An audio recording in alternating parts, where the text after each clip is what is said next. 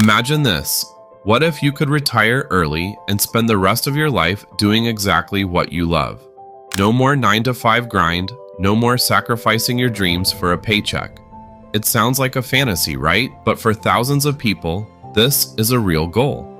Thanks to the FIRE method, financial independence, retire early. I decided to put this lifestyle to the test and follow the FIRE method for a whole month to see if it's as effective as people say.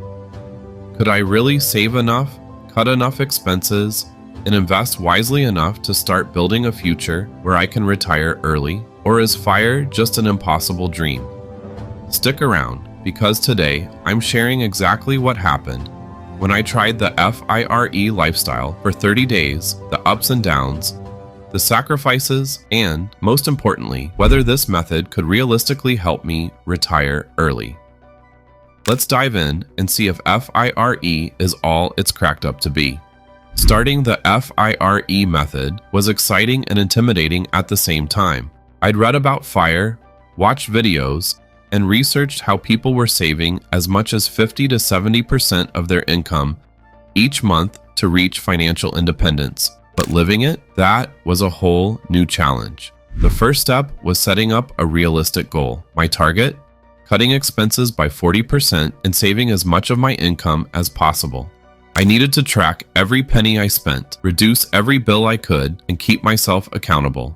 To prepare, I wrote down every single expense, and I mean everything. Subscriptions, groceries, dining out, utilities, even coffee runs. My goal was simple yet daunting. Spend as little as possible and push as much as I could into savings and investments. It was time to rethink my lifestyle completely. Have you ever tried cutting back on every single expense? It sounds easy until you're the one doing it. Let me know in the comments if you've ever taken on a budget challenge like this. As the first week rolled around, I quickly realized that cutting costs is easier said than done. I started by saying goodbye to unnecessary subscriptions, streaming services, premium apps, and anything that wasn't essential. Then came the grocery bill. I switched to buying generic brands, buying in bulk, and sticking to a list. No impulse purchases allowed. It was tough, but I started seeing savings immediately. Every dollar saved felt like a small victory, but of course, it wasn't all smooth sailing. I had to cut back on social outings and eating out, which was harder than expected. I didn't realize just how much I'd grown used to grabbing a quick coffee or dining out a couple of times a week. Would you be willing to give up coffee runs or nights out if it meant saving big for early retirement? Let me know where you stand on sacrifices like these. This part of the FIRE journey showed me just how much of my spending was habitual and unintentional. Cutting back wasn't just about saving money, it was about breaking habits I didn't even know I had. The next step was earning extra income. In the FIRE community, side hustles are huge.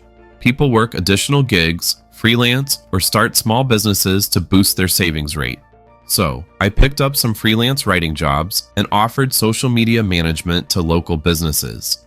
I won't lie, juggling a side hustle alongside my main job was exhausting, but knowing that this extra money was going straight into my FIRE fund made every late night feel worth it. These side gigs not only added extra income, but gave me a taste of independence and self-reliance. I started to feel more in control of my financial future, like I was truly working towards something meaningful. Have you ever tried a side hustle to boost your savings? What's the most unique side hustle you've heard of? Drop your thoughts below. Once I had saved a good chunk, it was time to put that money to work. The FIRE movement isn't just about saving, it's also about investing wisely to make your money grow.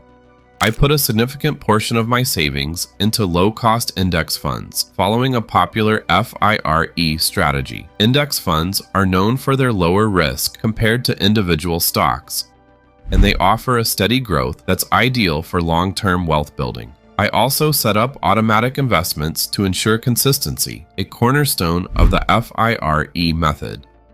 Watching my investment account balance rise, even by a few dollars, was exhilarating.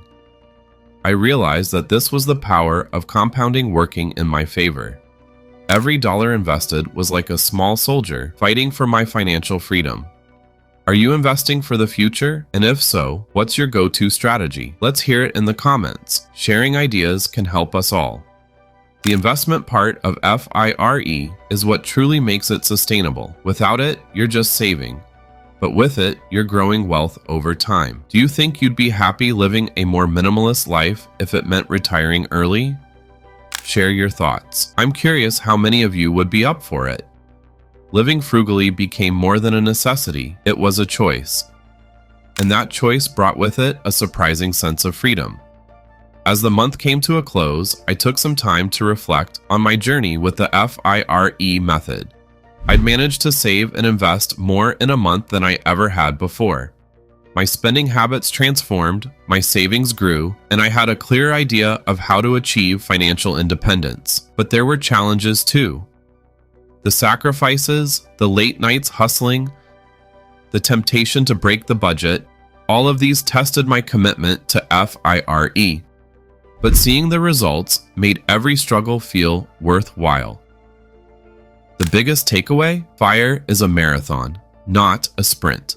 A single month isn't enough to retire early, but it's enough to see what's possible. And now that I've had a taste, I'm more motivated than ever to keep going. Do you think you'd stick with the FIRE method after a month? Let me know if you'd continue or if it'd be too tough to keep up long term. This month showed me that FIRE is doable, but it takes dedication, discipline, and the willingness to make short-term sacrifices for long-term gains. So, is the FIRE method worth it? After a month of living it, I can say yes, but it's not for everyone. If you're ready to make some sacrifices and commit to a focused lifestyle, FIRE could be the path to financial freedom. But if you're not ready to let go of certain luxuries, it may feel restrictive. The most important lesson? The sooner you start, the easier it gets. FIRE doesn't demand perfection, just consistency. You don't have to save half your income right away. Even small steps add up over time. Would you try the FIRE method, even for a month?